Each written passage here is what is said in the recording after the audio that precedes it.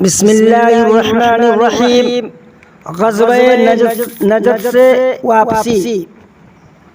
دوستو، آپ صلی اللہ علیہ وسلم غزوہ نجد سے واپسی کے دوران ایک درخت کے سایہ میں آرام فرمانے لگے تھے۔ آپ صلی اللہ علیہ وسلم کو نیند آ گئی۔ تھوڑی دور ہٹ کر جانثار صحابہ استراحت فرما رہے تھے، آرام کر رہے تھے۔ ایک کافر نے آپ صلی اللہ علیہ وسلم کو تنہا پایا۔ اس کے قلب میں شیطان نے جوش مارا کہ موقع اچھا ہے کہ نعوذ باللہ محمد صلی اللہ علیہ وسلم کا کام ہی تمام کر دیا جائے۔ وہ شخص حضور صلی اللہ علیہ وسلم کے پاس جا کر آپ کو اس حال میں بیدار کیا کہ چمکتی ہوئی ننگی تلوار اس کے سر میں، اس کے ہاتھ میں تھی، اور کہا، اے محمد بتاؤ آج تمہیں میرے ہاتھ سے کون بچائے گا؟ آپ نے نہایت ہی باوقار اور پرسکون انداز میں فرمایا کہ اللہ۔ اتنا کہنا تھا کہ وہ شخص کانپنے لگا اور تلوار گر پڑی۔ آپ صلی اللہ علیہ وسلم نے اپنے دست مبارک سے تلوار اٹھا لی اور فرمایا کہ اب بتاؤ کہ تجھے میرے ہاتھ سے کون بچائے گا؟ اس کو اللہ پر یقین کہاں تھا، آپ کے رحم و کرم سے واقف تھا۔ اس نے کہا کہ حضور، میری جان آپ کے قبضہ میں ہے، آپ کے ہاتھ سے کوئی نہیں بچا سکتا، مگر قربان جائیے جگر گوشے عبداللہ تاجدار بطحہ پر کہ جنہوں نے اپنے جانی دشمن کو بھی دامن شفقت میں جگہ مرحمت فرمائی، اور وہ شخص ایمان کی دولت سے مالا مال ہو گیا اور آپ کا حامی و مددگار بن گیا۔ حضور صلی اللہ علیہ وسلم حضرت عائشہ رضی اللہ عنہا کی نظر میں ایک مرتبہ کسی شخص نے حضور صلی اللہ علیہ حضرت عائشہ رضی اللہ عنہا سے سوال کیا کہ آپ کے اخلاق کیا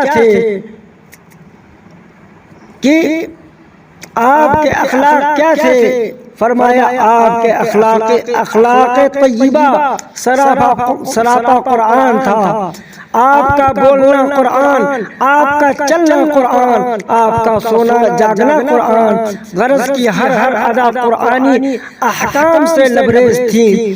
جب آپ کا سر مبارک حضرت صدیقہ رضی اللہ عنہا کی گود میں ہوتا تو معلوم ہوتا کہ صدیقہ رضی اللہ عنہا کی گود رحل ہے اور اس پر قرآن رکھا ہوا ہے اور ام المؤمنین مطالعہ فرما رہی ہیں۔ طائف کا مظلوم۔ اب میں آپ کو داستان طائف سنانا چاہتا ہوں۔ طائف سے کون واقف نہیں کہ جب میرے آقا و مولا شہنشاہ عرب و عجم محمد صلی اللہ علیہ وسلم مکہ کی سرزمین سے مایوس ہو کر طائف کی طرف روانہ ہوئے تو سب سے پہلے وہاں کے سردار عبد یعلیل کے پاس پہنچے۔ یہ بڑا مغرور تھا اور اس کے دو بھائی جن کا نام حبیب اور مسعود تھا بڑے مغرور اور طائف کے رئیس شمار کیے جاتے تھے۔ ان کے قلب و دماغ سے شرم و حیا نکل گئی تھی، بے حیائی کے آثار ابل پڑے تھے۔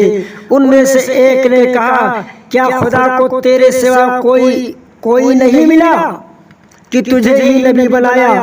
دوسرے نے کہا، اگر تو نبی ہوتا تو ہماری ہی طرح پیدل چلتا، تم تو بڑے رئیس ہو۔ تیسرے نے کہا، میں تم سے کلام کرنا نہیں چاہتا، اس لیے کہ اگر واقعی تو خدا کا رسول ہے تو تیری بات کا رد کرنا وبال جان و مال ہے، اور اگر تم خدا تعالی پر بہتان و الزام لگاتے ہو تو میری شان کے خلاف ہے کہ میں تم سے کلام کروں۔ انہوں نے مکہ کے عہد ستم میں بھی آپ کو پناہ نہ دی، آپ کی باتوں کو سننا گوارا نہ کیا، آپ کے پیچھے اوباش لڑکوں کو لگا دیا، جسم مبارک پر اینٹ و پتھر کی بارش برسائی۔ آپ کے غلام حضرت زید رضی اللہ عنہ آپ کو بچانے میں مشغول ہیں، مگر پھر بھی پورا بدن لہو لہان ہو گیا، نعلین مبارک خون سے تر ہو گئے۔ آپ صلی اللہ علیہ وسلم کو طائف کے دن اس قدر تکلیفیں پہنچی اور ایسے ایسے ظلم و ستم کے پہاڑ توڑے گئے کہ جن کا اظہار اس وقت ہوا جب حضرت عائشہ رضی اللہ عنہا کے جواب میں آپ نے فرمایا کہ سب سے زیادہ سخت دن مجھ پر طائف کا گزرا۔ غرض کی حضور صلی اللہ علیہ وسلم کو طائف والوں نے طرح طرح کی تکلیفیں دی۔ مقصد سفر طائف یعنی طائف کے سفر کا مقصد، اس کی وجہ صرف اتنی تھی کہ دنیا کے بھٹکے ہوئے انسان راہ راست پر آ جائیں۔ آپ لوگوں کے قلوب کو رشد و ہدایت سے مزین کرنا چاہتے تھے اور عدل و انصاف سے ناواقف و ناآشنا لوگوں کو صداقت و سچائی سے آشنا کرنا چاہتے تھے۔ دنیا کے اندر صرف خدائے وحدہ لا شریک کی عبادت کو اجاگر کرنا مقصود تھا، پرچم اسلام کو لہرانا اور صدائے توحید بلند کرنا آپ کی دلی خواہش تھی۔ کسی طرح کی اجرت و مزدوری مطلوب نہیں تھی، آپ نے کسی کے ساتھ ظلم و ستم کا معاملہ نہیں کیا تھا، بلکہ آپ صرف فریضے رسالت کی تکمیل میں لگے ہوئے تھے۔ ایک ہی فکر اور ایک ہی دھن ہے کہ ایمان کی دولت سے محروم و ناداں لوگ دولت ایمان سے مالا مال ہو جائیں۔ دل کی گہرائیوں میں یہ یقین پیوست تھا کہ خدا کے بندوں کا رہنما و رہبر اگر کوئی شخص ہو سکتا ہے تو صرف یہ کہ خدا کے بندوں کو خدا کی جانب بلائے اور خدا تعالی طاعت شعار بنائے۔ بلا شبہ نبی اپنی امت کا غمخوار و شفیق ہوتا ہے۔ نبی کا مقصد یہ ہرگز نہیں ہوتا کہ فرقہ و جماعت، قبیلہ و خاندان بنائے۔ آپ کسی بھی مرحلہ میں داعی الی القوم یا داعی الی الجماعت نہیں رہے،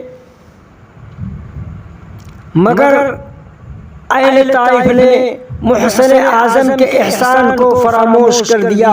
وہ باطل کے گھپ اندھیروں میں رہنا پسند کرتے تھے، ہدایت کے نور سے گھبرا گئے اور اذیتیں پہنچانے پر آمادہ ہو گئے۔